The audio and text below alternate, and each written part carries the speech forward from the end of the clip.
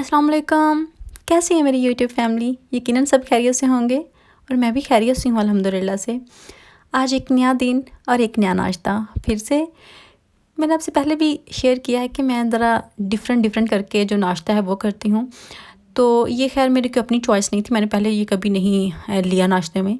ये बस हस्बैंड गए थे जब स्टोर पे, तो उस दिन लेके आए थे कि उनका भी उन्होंने देखा था तो कह रहे थे कि चले ये चिली वाला है और हमारी बिल्कुल चॉइस के मुताबिक, जैसे हम स्पाइसी ज़्यादा लाइक करते हैं, तो उन्होंने सोचा कि चलें ये चीज़ है और साथ चिली भी है तो ये ले लेते हैं, ट्राई करते हैं कि ये कैसा है।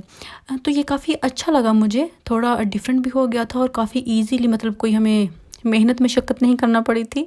बस ईज़िली तो ये ग्रिल में रखा था और थोड़ी देर में 2-3 मिनट में ही, 2-3 भी बहुत ज़्यादा है, ख़ैर 1 आध मिनट में ही हो गया था और काफ़ी मज़े का था, थोड़ा डिफरेंट भी था, मुझे अच्छा लगा था। और अभी मैं आपका शुक्रिया अदा कर लूँ क्योंकि आप मेरी वीडियोस को लाइक करते हैं, अच्छे कमेंट्स भी करते हैं।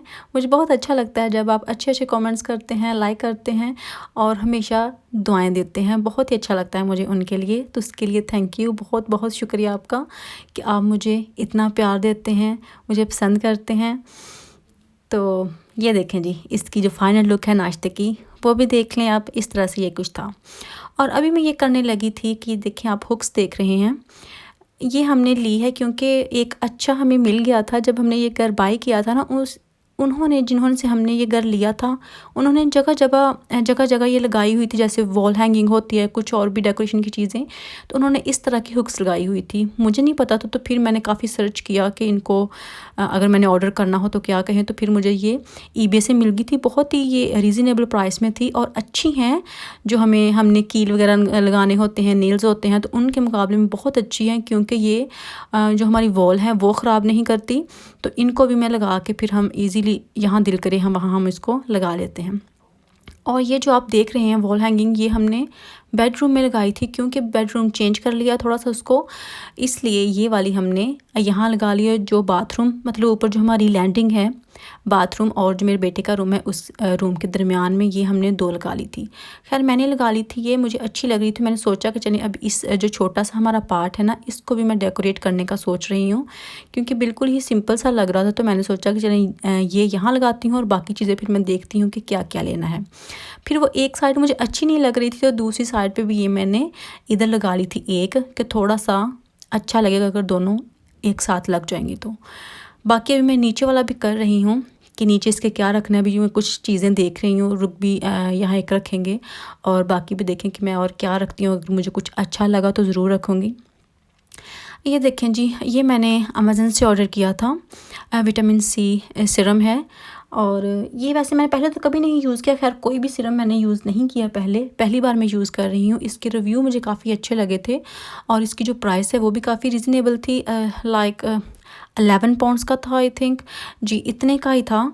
तो ये मैंने लिया। खैर मुझे ये जब मैंने इसको देखा खोल के तो मुझे ऐसा लगा कि ये फेस पे लगाने की बजाय मुझे इस तरह लगता है जैसे ये पीने वाला हो, क्योंकि इसका बिल्कुल जो टेस्ट होता है ना, मतलब टेस्ट करके तो नहीं देखा, लेकिन जब हम इसका लिड ओपन करते हैं तो हमें फ़ील होता है कि बिल्कुल वैसा है जैसे ऑरेंज जैसा होता है। ज़ाहिर है विटामिन सी है तो विटामिन सी वैसे तो ज़्यादातर ऑरेंज में ही होता है। तो इसकी जो लिड ओपन करते ही एक खुशबू सी आती है ना, वो बिल्कुल वैसी ही थी जैसे ऑरेंज को काट के रख दिया हो खाने के लिए। तो ये है। अभी देखिए इसके मैं आपको रिव्यू करूँगी कि ये किस तरह का है अगर मैंने कुछ दिन यूज़ किया तो, क्योंकि जब जब से मेरी बेटी हुई है तब से ये है कि मेरे कुछ पिगमेंटेशन हो गई है।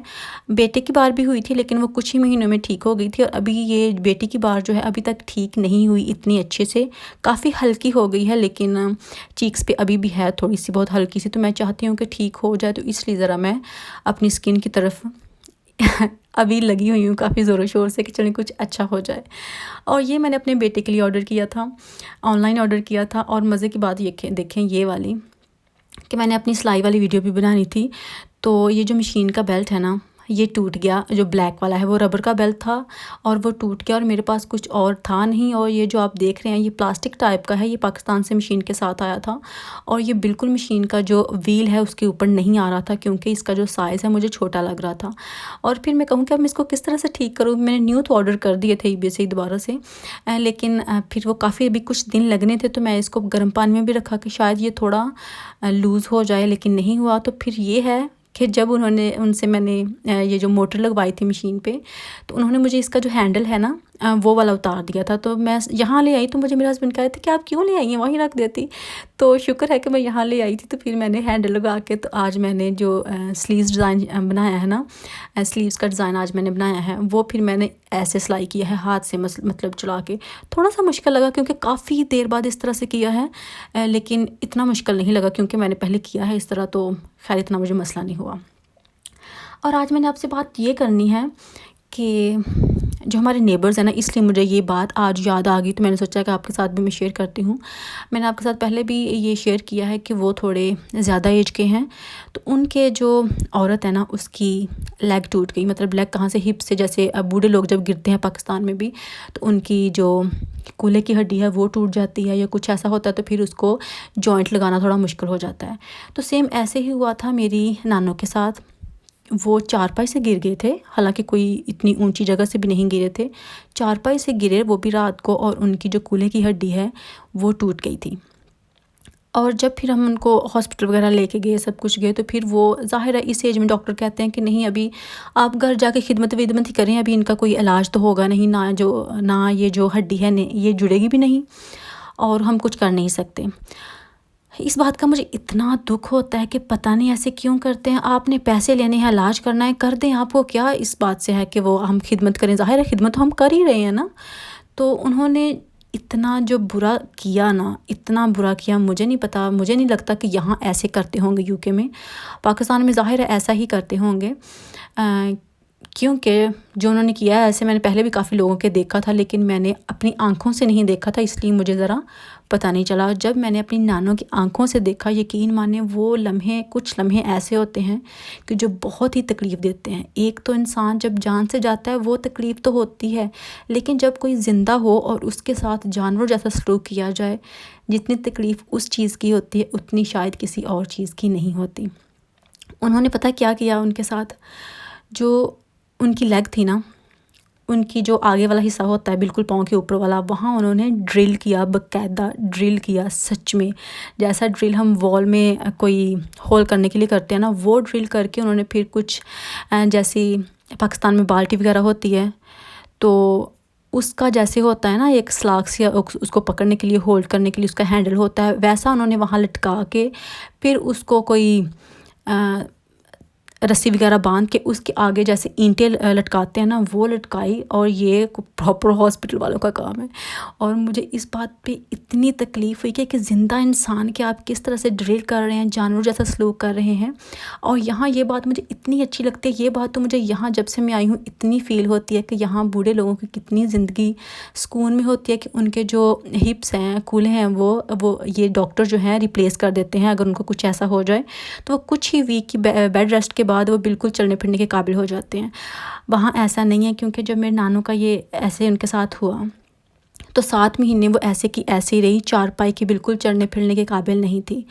और मुझे उनको देख के इतना होता था। फिर वो जब कहते हैं ना कि जब लोग बूढ़े होते हैं तो बच्चों की तरह बिल्कुल ट्रीट करते हैं, तो वो बिल्कुल ऐसी थी। क्या वो रोना शुरू कर देना कि मेरा दिल है कि मैं चारपाई से नीचे उतरूँ, मैं वॉक करूँ, मैं खुद बाहर जाऊँ, मैं बाहर से कुछ लेके आऊँ आपके लिए। इस तरह जब ऐसे करते हैं तो फिर यकीन मानिए उस चीज़ की इतनी तकलीफ़ होती है कि बंदा लफ्ज़ों में बयान नहीं कर सकता। तो यहाँ जब ये रिसेंटली ये हुआ ना अभी, तो फिर मेरे माइंड में आया कि कितने यहाँ कुछ लोगों को कितनी सहूलतें हैं ना, जो नहीं है हर जगह। ये कुछ ऐसा है यहाँ बिल्कुल, मैंने काफ़ी लोगों को यहाँ देखा है कि जिनके जो कूल्हे हैं वो रिप्लेस कर देते हैं और वो कुछ ही दिनों बाद फिर चलने फिरने के काबिल हो जाते हैं। हालांकि चाहे वो बूढ़े हों चाहे वो जवान हो, इस चीज़ से कोई फ़र्क नहीं पड़ता, लेकिन उनका अच्छे से ट्रीटमेंट करते हैं। तो इस बात का मुझे बहुत ही होता है। अगर वो चलने के काबिल ना भी हो तो उनके लिए वो जो स्कूटर वगैरह होते हैं वो होते हैं जो बिल्कुल वो ड्राइव कर सकते हैं इजीली, बहुत ही मज़े में रहते हैं। मुझे बहुत अच्छा लगा ये यहाँ का जो सिस्टम है ये वाला।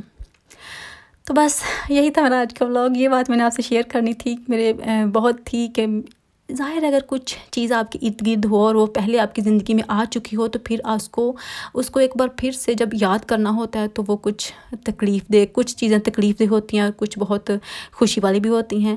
लेकिन जैसे जैसे ये दिन आते हैं, हमारी कुछ यादें होती हैं, तो फिर ज़ाहिर है इंसान को एक नए सिरे से फिर से उनको जैसे ज़्यादा तकलीफ़ होती है, याद करता है बंदा तो थोड़ा इमोशनल भी हो जाता है। तो बस यही थी कुछ चीज़ें जो मैंने आपके साथ शेयर करनी थी कि आपको क्या लगता है कि क्या ऐसा है वहाँ भी कुछ रिप्लेस करते हैं अभी या नहीं करते। और इसी बातों में मेरे जो राइस हैं वो रेडी हो गया है। एक सिस्टर ने मुझे कहा कि आप राइस बहुत कम बनाती हैं, तो राइस मैं बनाती हूँ, लेकिन अक्सर ये होता है कि जब मैं राइस बनाती हूँ मैं वीडियो नहीं बनाती। तो मैंने सोचा कि चलें आज राइस भी बना ही लेती हूँ। तो यही थी मेरी आज की वीडियो। इंशाल्लाह फिर मुलाकात होगी, तब तक के लिए अल्लाह हाफ़िज़।